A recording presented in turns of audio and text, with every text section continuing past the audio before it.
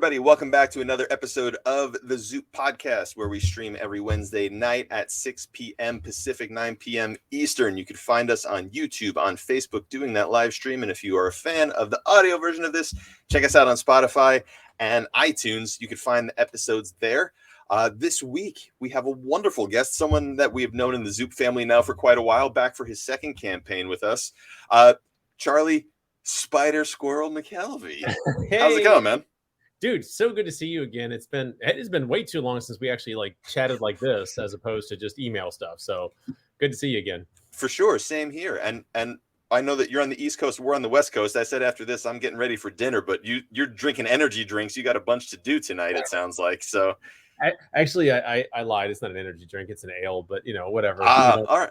But still, something that's going to keep you going all night. Yeah, absolutely. Yeah, there's a lot to do. Obviously, this campaign's the top priority for me to get this promoted and keep it going and keep it moving. Like the first one, really excited about Zoop and love working on the platform. So it's nice to be back with you guys again. And I've got a million other things going on too. Having a family and 15,000 projects going and all the other stuff is it's a never ending thing. So. Well, before we get to that, I do want to say that we have a QR code here on the screen. So for anyone who's listening who wants to back the campaign, support Charlie, check out that QR code. And Chance, if we have the link as well, the link should be in the show notes in the description on YouTube, on the podcast feeds as well. So go to that link, check it out. I think it's zoop.gg/c/milestone2, the number 2. Okay. So go check that out. So as we mentioned, this is your second time back with us with Zoop. We funded Milestone number 1. People who are going to check out this campaign can catch up. They could get still, is it copies or at least the digital of number 1? And then let's talk about what they could expect with number 2. Yeah, no, good question. So we'll start with the first part. You can actually get number 1. We have limited quantities of several of the covers available. So if you look on, it's an add-on. Those are add-ons, not necessarily the reward tiers.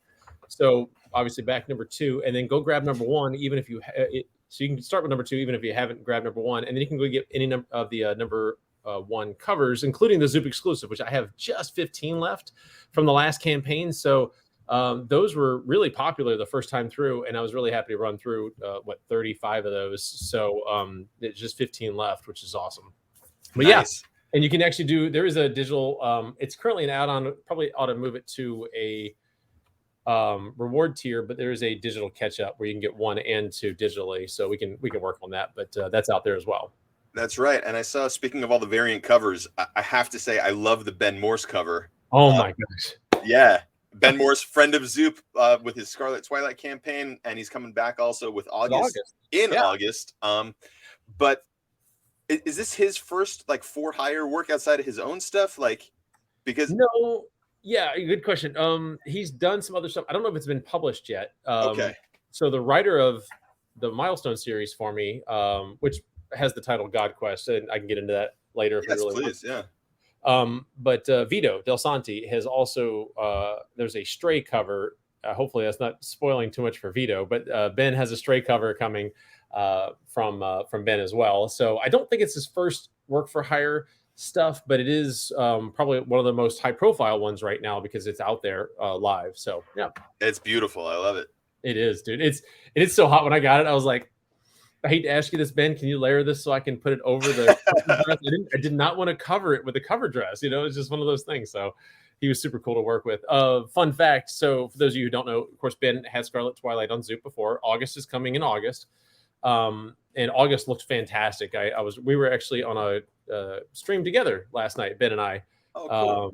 So he hosts one on Tuesday nights and I've been on the last 2 weeks. Ben's also working with me on another top secret project that'll launch in 2024. He'll be doing some plotting and scripting, but mostly the page work. So it's going to be a bigger work for hire for him. So it's going to be fun. Nice, man. And this is not your first foray into crowdfunding. I mean, you came on our radar because we saw you had a number of successful campaigns over on Kickstarter. For Spider-Squirrel, you have Xion Studios. Give me a short history of Charlie McElvy in comics professionally. Okay, let's see the short version. So I was an American Ninja Warrior season 10. Had the name Spider-Squirrel given to me by a couple of kids. Well, they didn't give it to me, but they were. Wait, what? How have I not known this? You didn't know that? Oh my God. Wait, so how'd you do? I came in 33rd. So I was in Miami. I came in 33rd out of 109. We actually arguably had the toughest competition. So I missed placing for the next night by 3 places, which really sucked, but it was really cool. Had a great impact on the producers. They really liked my energy, my enthusiasm, my ability to compete. So for actually the next 2 seasons, I went to various locations and did behind the scenes work for them. So I did a lot of course testing in Baltimore, Atlanta, Philadelphia that season. So it's been really fun. So I have a lot of friends on the show. That's crazy, man. You must be like the most in shape comic book nerd of all time. Yeah, and I turned 48 in August. So, I'm like, good for you, man, because you don't look it. Well, hopefully that'll stick for a little longer.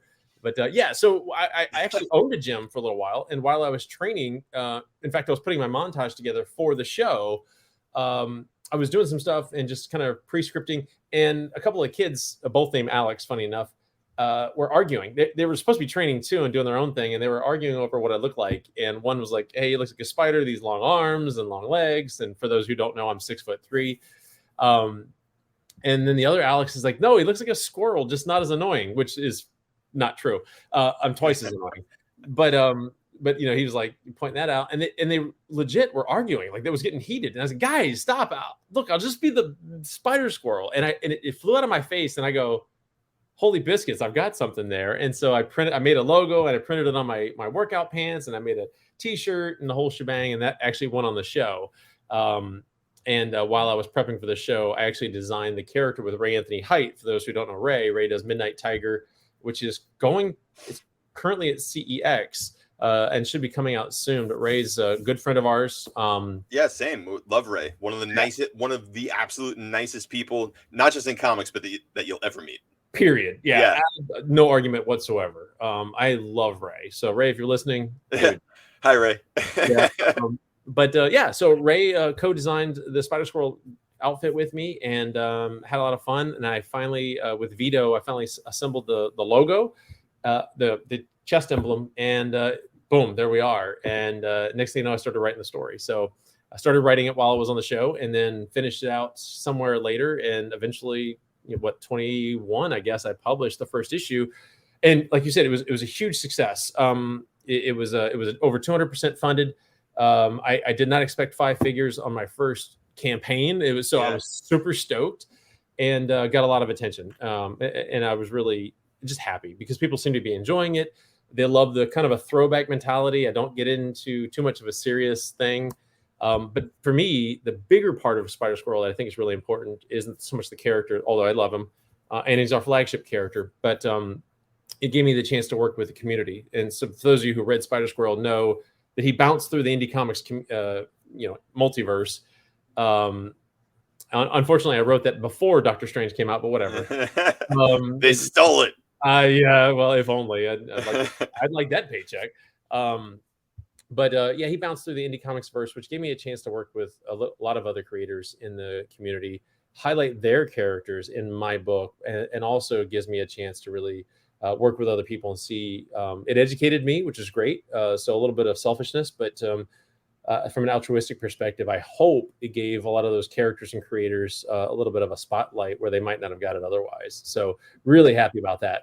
And I think we have it available on this campaign as well. Is that another add-on? Spider-Squirrel? Yes. Okay. Yeah. Great. Yeah, great. So we have 2 copies available, 2 covers available for the trade paperback, which collects issues 1, 2, and 3, as well as a whole bunch of all the covers, every cover that we did, including a couple of store exclusives, Kickstarter exclusives, and then some behind-the-scenes stuff.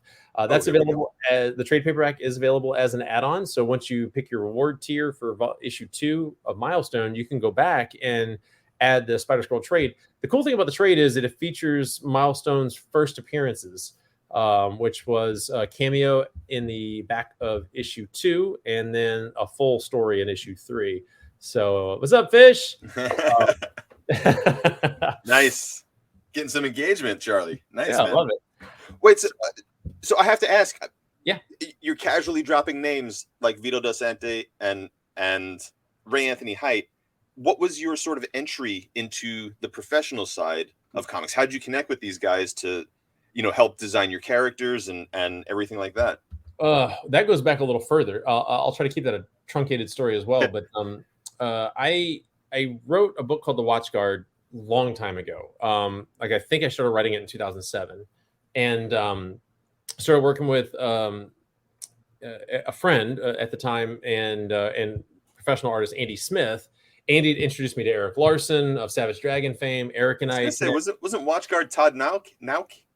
That was Wild Guard. Okay, I was close. And that was honestly, it was like timing wise, it was so close. I was like, holy biscuit. So Todd and I have actually had conversations about it. Sorry, go on. No, it's a good question. So WatchGuard, and I only published the one issue, and it wasn't my best work. It's still available if you want to buy it. I appreciate you completists who absolutely insist on having it. Dude, if you have any copies, throw them on as add-ons. That's not a bad idea. I do have some, and in fact, I have a Ray cover for that. I started producing the WatchGuard, went through years of development and stuff like that, and then I finally got to the point of producing the comic book, and I'm paying for the pages, and I had Elmer Santos do the art. His colors are beautiful, and Andy's lines are super clean and sharp. And then I go, who the hell's going to buy this? Like, that was actually the question I asked. Like, nobody's going to buy this. Nobody knows who I am. And Kickstarter was in its nascency, and so it really wasn't like this vast Kickstarter audience I could pull from like today, 15 years later. It was really a question I had to answer. And so I sat down and I mulled it over, and I happened to walk through a gaming store, and I just fumbled through, because they had comic books, and I fumbled through the comic section, and I kind of moseyed over, and I saw this book on an end cap, and I said, oh, Mutants and Masterminds, what's that? And they had it sealed, and it was like $35. And I was like, whatever, I'll buy it. I no idea what I'm gonna do with it, but I'll buy it because it looked kind of cool. The cover art was nice. Bought it, flipped through it, really enjoyed it. I thought it's a D20 based role-playing game system. It was OpenGL 1.0, I think. And they had a licensor program. So this is from Green Ronin Publishing. And I reached out to Green Ronin and I said, hey, can I be a licensor? Because you guys seem to have this license program. They said, oh, sure. You do these things and send us whatever, and we'll send you our logo and you can put it on your stuff. And I started doing that and started selling the characters individually for 99 cents digital download on Drive-Thru-RPG. Well, I started building a fan base, and I realized, aha, I've got something. Fast forward about 6 months or so, I collected a bunch of them that I had done already released digitally, but also a bunch that I hadn't released digitally. Commissioned a cover from Andy. I wrote every character's bio. I worked with a bunch of professionals, DT Butchino and just a whole, they're all in the credits, so I can't go through all their names, but a bunch of artists, Billy Dallas Patton and so forth. And all these guys put together great art pieces. I wrote all these bios. I had a couple of people like DT Sketch who put together some gaming scenarios for me. I had pinups. And I even hired a former Google Maps employee to design a city for me. I said, hey, I don't know what the heck a city needs. I know it needs a school and some sewage system and waste treatment and water treatment and all this other stuff. So just here's what I want where, and then you figure the rest out. And he said, cool, dude. And so Jesse put that together for me. And so I actually have a Google Maps of a fake city of my creation in there. And then I compiled it and I put it on Amazon and I started selling it. Well, I was just trying to build an audience. Well, it ended up winning awards. So I got the attention of the publishers like Green Ronin, and I started working with guys like Steve Kinson over there and Chris Pramis, John Lighthouser, who went over to WizKids eventually. And if you guys know HeroClix figures, that's sure. So I knew John from that. And it just started cascading. And then I kind of blossomed out, and that's how Vito found me. Incidentally, one of the artists that was in that book was Sean Isaacs. Now, if you guys are reading comics today, you know Sean's name from Green Arrow. And he did Fantastic Four, and he did Avengers and all kinds of other great books. Sean at the time was an unknown and he designed probably 30 characters with me. Wow. And so Sean's a brother from another mother who is also the father of a lot of our children. Proverbially speaking, folks. Yeah, I like that though. But Sean's a great dude. I love him to pieces, and we still work together occasionally when he has time. Which, by the way, there's something coming soon from Sean. That's how Vito found me, and we got to talking, and we found ourselves in common circles, and then Ray kind of fell into those common circles, and it just kind of went from there, and our friendships have blossomed ever since. So it's so nuts. I mean, like, this is such a unique story. I've never heard a story like this about, like, this is how I broke into comics. But like, but what it all boils down to is you made the comic, right? Like that's what I always hear from people. Like, how do I break into comics? Make it, just create the thing, put it out there. And this is a great example of that. I mean, some of the people that you've been able to surround yourself with and work with and have the support of, I mean, this is, it's a pretty cool story, man. I had no idea about all this. This is really cool. Yeah, no, I'm really grateful. I feel fortunate to have gone through all the stuff I've gone through. I was on a panel, Pat Shannon and I have become, pretty good friends, socially, from social media perspective, but also in real life, and so Pat and myself and Anthony Stokes, who's got a book out now, he's, hey, Brad, those guys are other up and comers. Well, Pat's not an up and comer. Pat's a legend, for God's sake, that I've also been fortunate to come across because of just the way things work out. So to your point, I'm constantly astounded when I think about it. If I stop and slow down, I realize I've run across some really incredible people. You're too damn likable, Charlie. You got to stop it. It's funny. That actually can work to my detriment sometimes too. I actually had Carl Kessel email me. We were talking about tattoos, and Carl emails me. Of course, Carl's a legend, and I love Carl. And he's like, "Hey, what do you think of this?" And so we were talking. But I've been very, very fortunate, and I'm thankful to work with you guys, and I love what we're doing. So. And same. And I have some other questions, but I just want to kind of like hit pause for a second and say, discuss the campaign. Yeah. I know that we got started. I think the goal is either 4,000 or 4,500. 45. Yep. Okay, we just cracked about 1,000. We could use some support. Charlie, the greatest guy in comics, aside from Ray Anthony Height, which we've established. I'll take a second to Ray. I'm fine with that. Yeah, but Charlie, great guy. Huge proponent of the crowdfunding scene, the crowdfunding community. We appreciate you coming over to Zoop because I know that you have other projects that are running on other places, and the fact that you are helping us, with the visibility and building Zoop, doesn't go unnoticed to us, so we are fans as well. But yeah, thinking of ways, right? I mean, like, we're in that sort of like hump right now, that middle ground, but we have a little ways to go here for sure. Think potentially, I mean, like, I think WatchGuard, if there's something there from WatchGuard that you could insert in. I'm taking notes. Well, has WatchGuard ever been a part or an add-on in like any of the Spider-Squirrel campaigns, or no? Yeah. So at first I offered it as a stretch goal. And it sounds funny, but I was like, I'll just dump these copies, just kind of like, I had a bunch. I still had about 150 left over from the campaign from almost a decade ago that I just hadn't moved because honestly, I never took them to cons and stuff like that. It's not that I'm ashamed of the book, but it's definitely not my best piece. But at the same time, and Pat and I have talked about this too, like, sometimes you just got to show you got to show the crappy side of what you do too, because some people really enjoy it, and because you don't like it doesn't mean someone else doesn't. And that's the thing I started realizing, and so I have started recently adding it to my campaigns.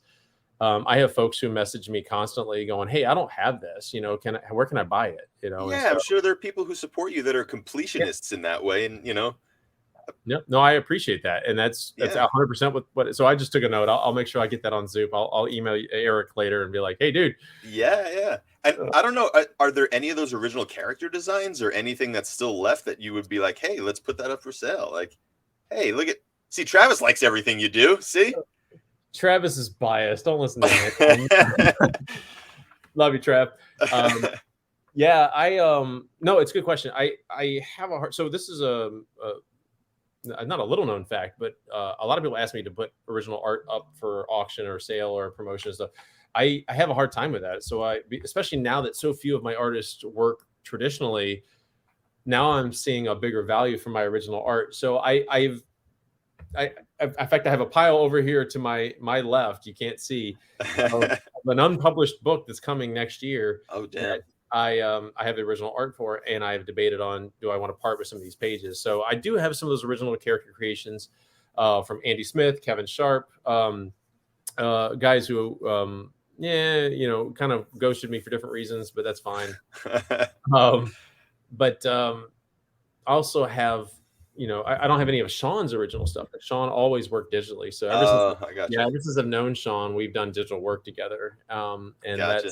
he's in South Africa, so it was so much cleaner and easier to work digitally anyway. For sure. Yep. Something else that I uncovered while just before this interview or this conversation, whatever you want to call it. I mean, this is just pretty casual, but I was on the the Baltimore Comic-Con website, and you are listed as a guest, as opposed to in Artist Alley or an exhibitor. Like, you are a guest of Baltimore Comic-Con, so that's a little pat on your back there, man. That's very cool. Thanks. A lot of it goes back to the conversation we were having earlier about the people that I've run across, and Dean Haspel is pretty well known in the community, and Dean's phenomenal. Great dude. I love Dean to pieces. Dean's created a character that is going to debut in a book that we're going to debut at Baltimore. Hey. And so he's created breaking news. Woohoo! I know, right? Yeah, there you go. So here's your exclusive. So there is it's a 6-page short, because the book that we're putting out, it's called the Spider-Squirrel and Trash Panda Titan Size Special. It's at least 80 pages long. It's going to be square bound because it's 80 pages. There's no sense in trying to staple this darn thing. Sure. It's going to bloom with stretch goals. It could bloom to as big as 106 pages, plus ads and stuff like that from other projects. So this is a big book, and it's neat because I do a 24-page new Spider-Squirrel story with him and Trash Panda. And then I have a bunch of anthological stories that are introductions to these characters that we're talking about that you haven't met before if you've never read the WatchGuard Sourcebook.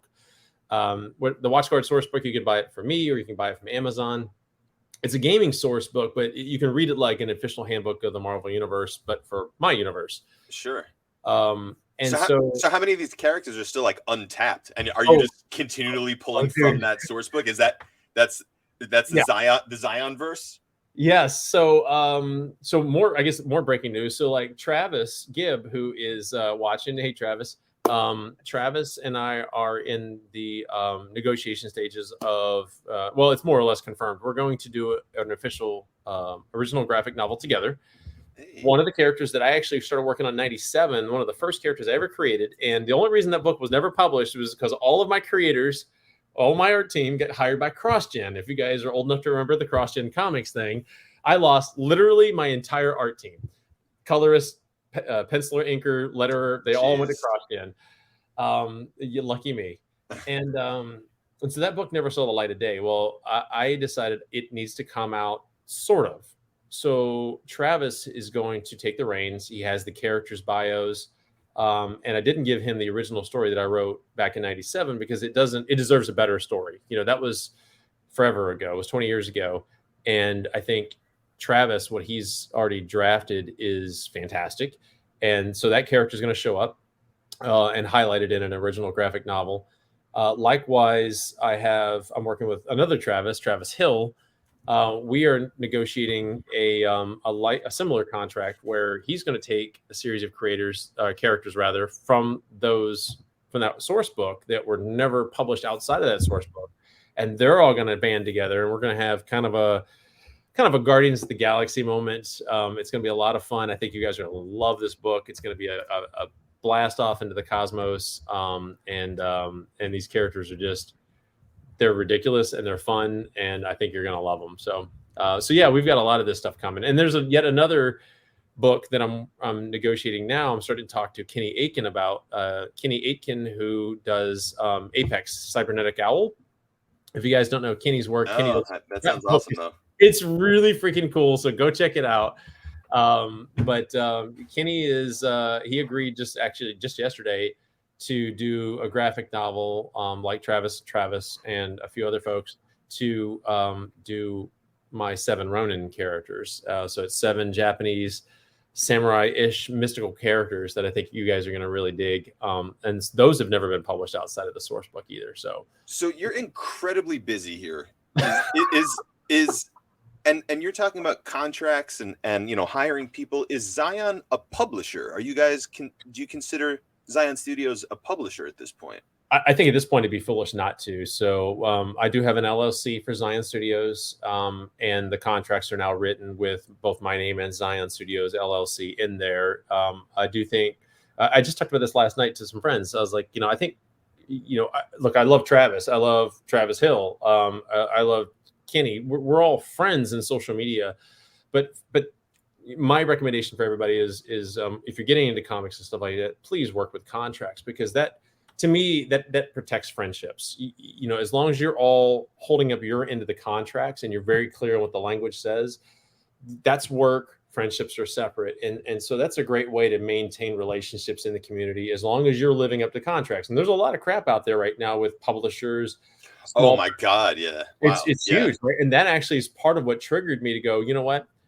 I really need to make sure that I protect not only myself and my IP, but really protecting the guys like Travis Gibb, who are writing for me, Anthony Stokes and Chris Moses, who are writing for me, Kenny Aitken, who looks to be writing for me, Benjamin Morse. Contracts, because I can protect them as well as my IP, and it means a lot. Yeah. So where do you see Xion going? Because you're going to have a ton of properties, a ton of stories and books under your belt. What's the ultimate goal for Xion? I don't know. Dean jokingly said, "You're like the Stan Lee of indie comics," and I don't know if that's true, but he was referring to my energy and just my like creative prolificness, but and hopefully likability. But I don't know. Honestly, right now my biggest goal is I don't want to be an IP farm. I don't want to take other people's creations, bring them in, and then spit them out a whole lot. Now that being said, Scott Fogg did bring his Night Care book under the Xion banner. So I'm publishing Night Care for Scott. And so I'm managing all the production stuff, the budgeting and the distribution of the book for Scott, where Scott manages to write and create his characters. He maintains, it's his IP. I have no ownership whatsoever. If he wanted to go to CEX or Mad Cave or Band of Bards and take his book, he is welcome to do so. There's no hooks there. I really want to take care of Scott, as both a friend and as a guy who I'm contractually obligated to help out. But I don't want to do a whole lot of that. I think it's safe to say, though, that you'll see Stray under the Xion banner. Ooh, that's interesting. So that's pretty much breaking news, I guess. Stray will no longer be produced by Action Lab, and all ongoing issues of Stray will be with the Xion header. So it's still Vito's book, though, and his IP. That's pretty awesome. Just for the comics world in general, to know that IP got returned to its original owner, that's really cool. I have faith and hope that a lot of other Action Lab creators are going to get their IP back as well.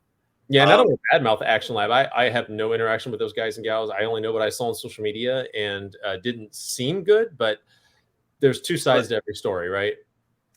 We could talk offline, but I don't want to get into that either. Yeah. But it definitely, there's a warm feeling in the heart when you hear, oh, the creator got the rights back. I always like hearing that, regardless of scenarios or anything like that.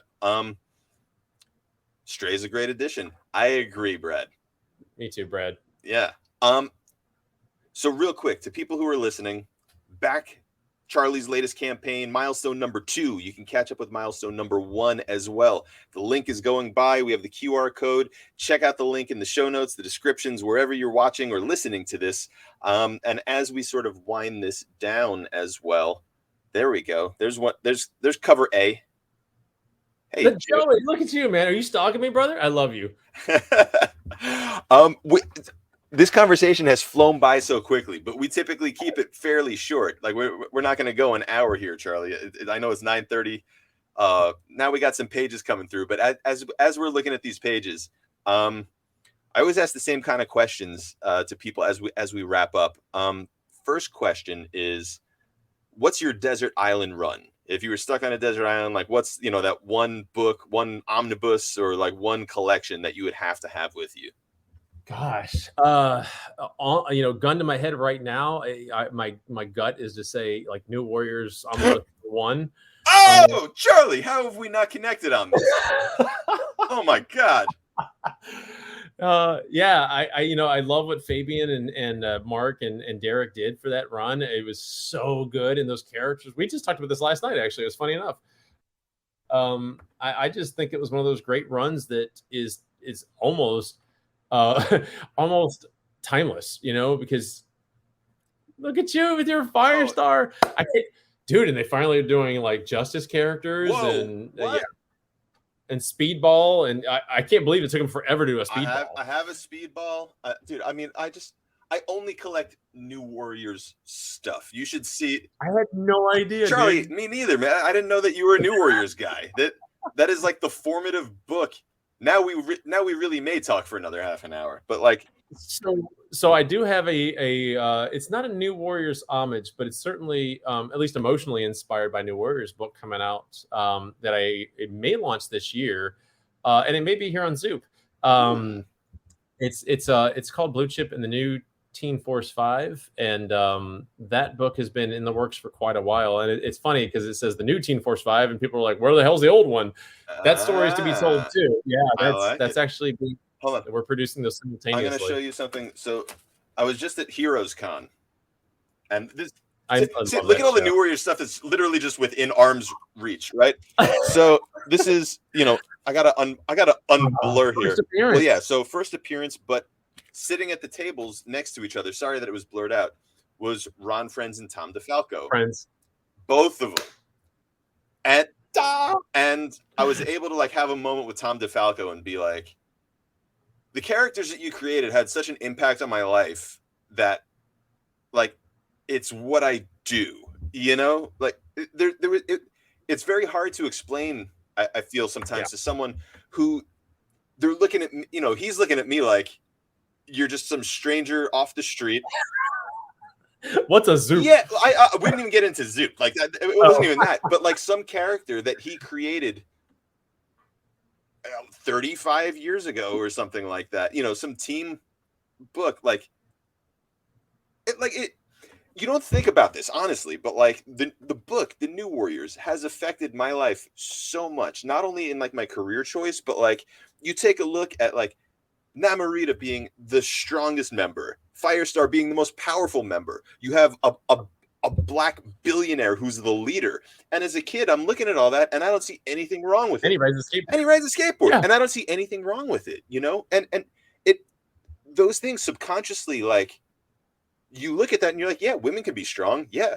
A black person can lead a team, or be rich. Like it that's why I was saying, like, that book is timeless because it's hitting on things we call social justice today, but back then they were just doing it, right? And it's so relevant today. It's fantastic. Yeah. But, and for some reason I just connected so much to that book in particular. I mean, look, that was the time of like Image and Valiant all coming out at that same X-Men 1, and Spider-Man 1, from McFarlane and Jim Lee and X-Force, and like for some reason out of all that, like The New Warriors was the book that just like broke through and stuck with me. I can't help it. Like, absolutely. No, that was the book that I did not miss out on. If I had a budget, that book was first, and then everything else came after that. It didn't matter whether it was Youngblood #1 or whatever else. I've met them all. I have a Speedball sketch from Mark Bagley. I have a couple of original pages. Like, I'm staring at my. It's a CBCS. It's not CGC, but a 9.8 of I love CBCS. New Warriors #1. So I've all the Hasbro Legends figures that came out that are New Warriors related. I have so far. I got my Rage. I got my Night Thrasher. Yeah. Yeah. See, I love that's CBCS. Awesome. Because look at that. That'd be a Baltimore Comic-Con exclusive 9.8. Damn. And Signature Series. Who could have signed that, I wonder? Well, there's mine, there's my wife's because she's the associate editor, and there's Vito's. So it's triple signed. Look at that, man. Dude. So that is pretty awesome. You don't see too many crowdfunded books going through the grading process. I love doing it because I think fans seem to buy into it. The last Spider-Squirrel campaign I did a guaranteed 9.6 plus of 3 covers. So I have those movie parody covers that we have for all 3 issues. So there's a movie parody cover for issue 1, 2, and 3, and I collected 3 of them. And then I put that out there as a reward that I guarantee you'll get a 9.6 or higher, and it'll be signed by myself and the artist. And shipped them out, and I got a 9.9 back, which I did not give. I apologize, but that's it with me. And I got a couple of 9.8s, and the lowest one was actually a 9.6 of the ones I shipped out. So I gave the highest ones out to, except for the 9.9, to the backers who ordered that. So yeah, people like Spider-Squirrel. Yeah, want to do something like that for Milestone?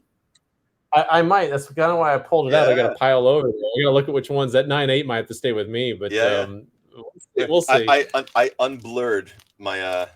There you go. I see now. I think Ron Friends down there, Tom DeFalco up there. I need to talk to Friends about doing a cover. I really want one. Vito's got one coming from Friends that's an homage to his own cover. Joey, it's very smart to grade Kickstarter covers. If they ever get picked up, guarantee the Kickstarter covers are exclusive and low print. Yeah, for real. Yeah. I have a strict order that I will not, my first printings are no more than in 2000. So that's, and that's pretty high. But it's pretty high, but it's still low. I mean, in the grand scheme of things, yeah. No, that's very cool. And then I've got the store exclusive covers that I do are only 200 copies. That's it. And so actually the store sold out of number 1. They're exclusive. Now we're looking at the second printing. So nice, man. But yeah, milestone number 2. So before we wrap, I still have my one other final question. Well, I will say that you really, if you haven't picked up God Quest number 1 with Milestone. And explain the God Quest subtitle to Milestone. Yeah. So, I guess I'll say this is no legal issues whatsoever, but someone was concerned that maybe there'd be some confusion. And because a certain other publisher wanted to do a 30th anniversary thing after I had already put this book on crowdfunding, and so they asked me politely if we could make some adjustments, and I said, "What's in it for me?" And it doesn't matter. But I said, hey, you know what? The title of the series was going to be God Quest anyway. And I think that has a bigger impact. And it is less confusing. I don't want people to buy the book thinking that it's some Warner Brothers property or something like that. Sure. The character was named for different reasons. But, certainly the influence of Dwayne McDuffie and those guys from back in the 1990s hit me as a kid. And a collector and a reader. So there is definitely some homage to that in this character's creation, but the story itself and everything else has nothing to do with any of the characters from that series. So I said, I'll just use what I was going to use for the trade paperback anyway, and we'll just take that cover dress. So the nice thing is I already had the cover dress built for the trade. So for issue 1, we went ahead and kind of midstream flipped the covers, the cover trade over to the trade dress over to God Quest, but I've kept Milestone at the top because he's the character for it. Gotcha. So that's all it is to it. Nothing big, nothing makes sense, glorious, nothing glamorous, just a thing. And again, it's another way to say I could have said, I want to stick it to the big guy. But I'd rather say, let's just do the right thing, and also let's do the right thing by the fans. I don't want people to think that it's something that it's not. Totally. So, but issue 2 does introduce a character that you really ought to, even if you don't ever want to read number 1, you have to read number 2 and hang on to it because this character is not going to go away. First appearance, and he's going to be first appearance. Hey, now it's more than a cameo, and so it is a full first appearance, and this character is going to make. There's going to be reverberations throughout the Xion universe. So see, that's a good sales pitch right there. I like it. Final question, Charlie. If you could work with any creator, alive or dead, who would it be?